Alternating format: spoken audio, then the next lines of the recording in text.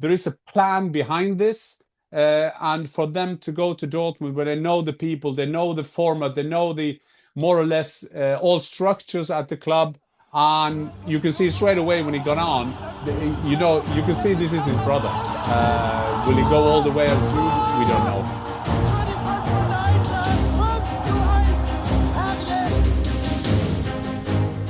Hi and welcome to the Fußball channel. I'm your host Marcus Fjörtoft, and as always joined by Jan Fjörtoft as we follow this infamous, this very controversial Club World Cup. And I suppose the critics, they were able to add some fuel to the fire of criticism as Dortmund and Fluminense played a 0-0 draw in front of a rather sparse crowd. But I guess, is there much more to say about Dortmund's Club World Cup game other than the fact that they got it started? And they take it very seriously. And there are some teams who take it very seriously. Also, I think most teams take this seriously, Marcus. And then there are these people on Twitter. You know where they on social media. You know where they stand. You know exactly where they stand. Fine, and I respect every opinion. If you think this is a quite good idea and that this tournament's going to be a success, then you are on FIFA's payroll. I've learned that the last days. I think this is also a bit about arrogance of us Europeans. I remember back in the days when the Champions League winners, or the Champions Cup, as it was called back in the days before Champions League, they played against the Brazilian team. Obviously, often the Brazilian teams are how important that was. But fine, I can live with that. These are the same people when PSG is playing Atletico Madrid is 80,000, they will say, yeah, but that's the same in a friendly game. That won't happen. Okay. And then there is a kickoff at some funny time. Then there is none. And then everybody says this and that. But Marcus, against these people, you can't win. We know that. We can't win. I think Club World Cup, there is no problem to see all the health risks. Yes, there are health risks. Yes, FIFA will want to strengthen their product, as will UEFA when they made 2 more Champions League games in the new format of Champions League. But no problem.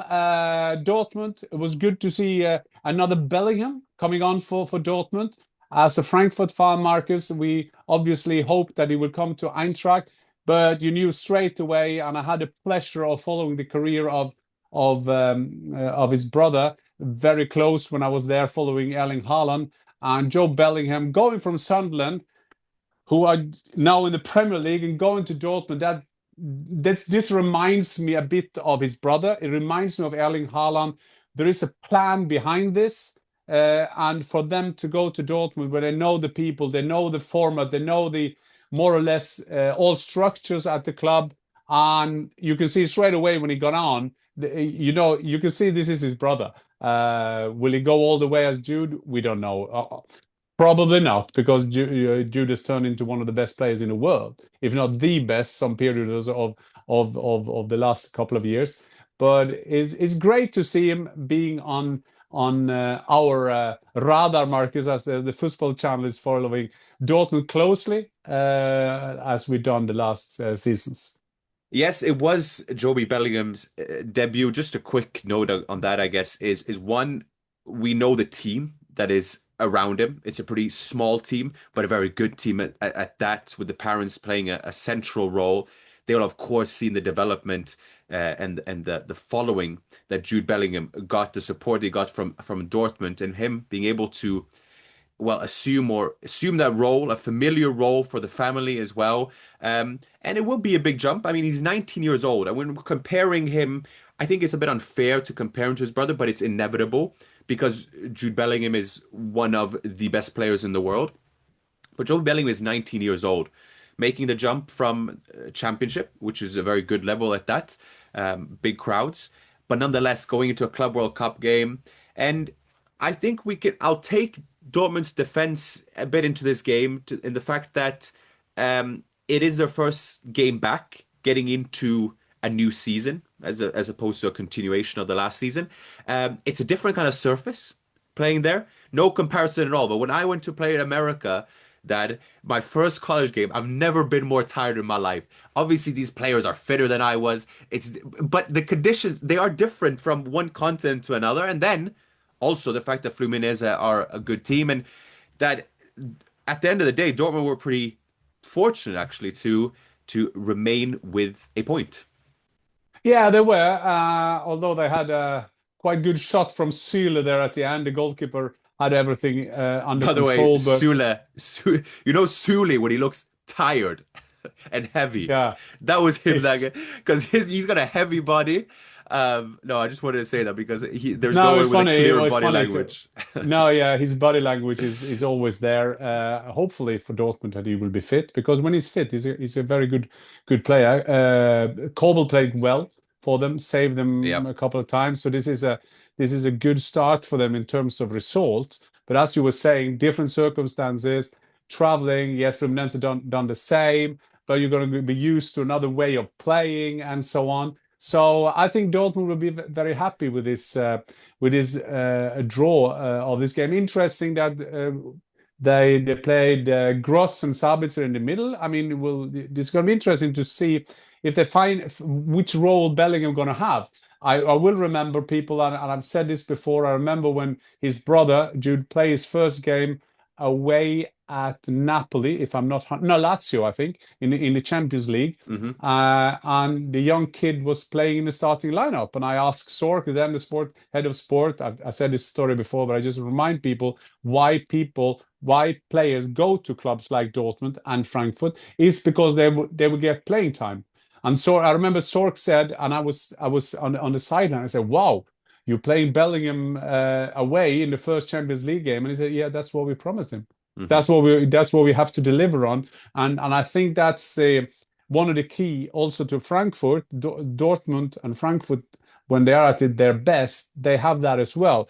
That is when Marmoush is coming to them. We can reveal your career. We can restart your career. But if you have a great offer, you can go. Same with Ekitike. It's the same. And all the other strikers they had some years ago that always left the club, being Mwani, being Silva, being Jovic, being Rebic, being Haller, all of them have taken the next step. And that's why they go to Dortmund. And I think Dortmund, but this signing is a signal that this kind of profiles are very interesting for them. And that is the Dortmund we know.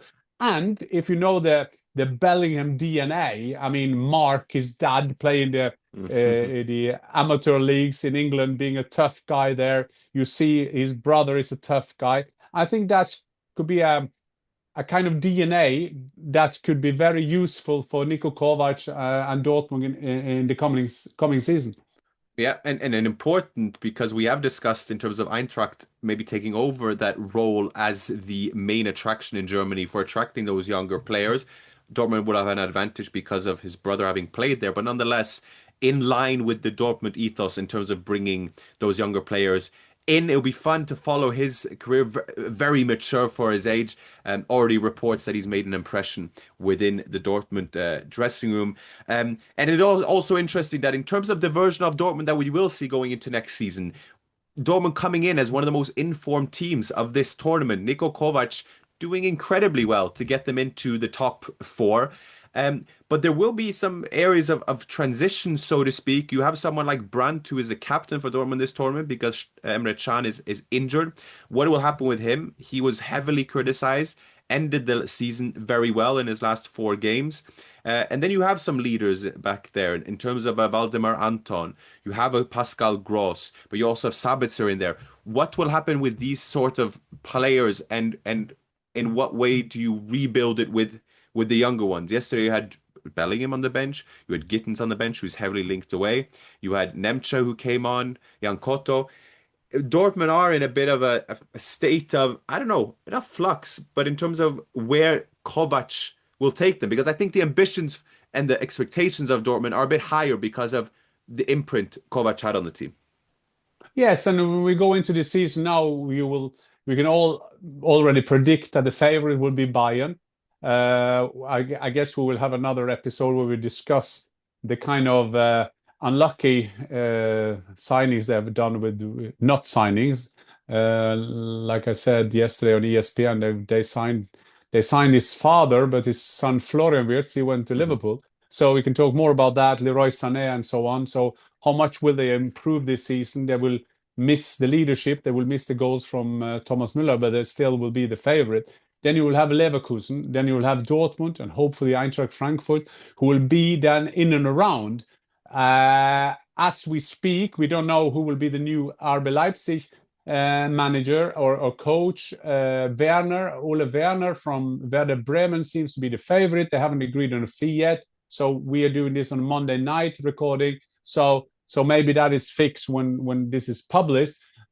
But they will be in and around there. Niko Kovac is as well need to show that he's a coach that can not only kind of discipline a team, get them structured, getting results. He did that for Bayern, but people will say it's easier for Bayern with all the great players. So take them to the next step now. But I think there is someone in the mixture of what Dortmund have been lacking the last 2-3 seasons that Niko Kovac can provide, this structure, this discipline, this loyalty to a system. I think that's been lacking at Dortmund, and I think that we are just early doors in the transfer saga. I think you will see 2-3 more type characters, type Bellingham coming in for them, and then if they can keep a Gittins, then they had Adeyemi, then they have a Girassi, they have players that can score goals for them. So it's going to be interesting. It's going to be best of the rest as every time a season starts in Germany, because you will always be the hunter to Bayern. And so it will be this season. It's going to be very exciting to follow Niko Kovac and the Black Yellows from Dortmund. Yes, as they take on Mamelodi Sundowns and Ulsan in the remaining games, must-wins in that sense, huge favorites from that group, but they have kicked off their campaign. And that leaves us with the last part of the episode. I challenged you in the spirit of the Club World Cup being in the US. I want to know your top 5 Americans in the Bundesliga. Now, there is a bit of a different metrics that we can use for this stat, because there are some players that played in the Bundesliga who probably are de facto better players, but probably have not made the same amount of impact. So I'm curious how you've done this ranking. When you do this challenge, Marcus, I always have to write it up, or I won't remember it. So bear with me that I have to look down. Number 5, Casey Keller. Well, I work with him at ESPN. He was a great goalkeeper, first American goalkeeper in the Bundesliga, been a lot around, and he's a good lad, and he was a very good goalkeeper. So Casey Keller, number 5. Number 4, a guy I played with, Marcus. I remember this young kid coming into the Eintracht Frankfurt, Jermaine Jones. He played also for Schalke. He was not a easiest character, and I say this in a good way, because you love to have him in your team because he was there. He went in where it to make pain and where it was painful, and he was always there for you. And number 3, Marcus, is John Brooks. I mean, you have to have him. That's a good mention. There. Yeah, good mention. Yeah. Over 200 games. Consistent 200 games. Consistent performer in the Bundesliga, a bit under the radar, I'd say, but nice. Yeah, but still a captain, and Hertha, Wolfsburg, and he's one of there's been some good American defenders. I've always liked Brooks and his presence on the pitch. Talking about presence, I mean, then you have the Prince himself, Prince of, what do they call him, Prince of America or Prince America, Captain whatever. America, Captain America. Captain America, sorry.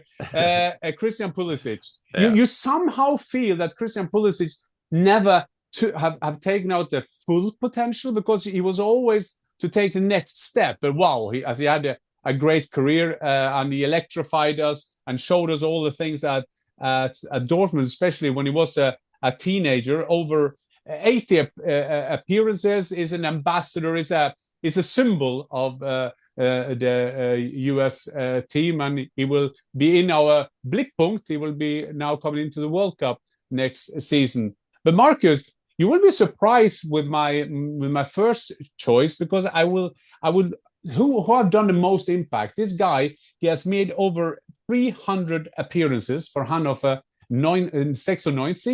Was called the mayor of Hanover He's now at the Club World Cup. Talking about the Club World Cup, he's as a coach for LAFC. I will get Steve Cherundolo as my number one American in the Bundesliga. A bit under the radar, but for people who know Bundesliga, people who follow Bundesliga, he has made a fantastic impact and been a great, great ambassador for US football, US soccer in the Bundesliga.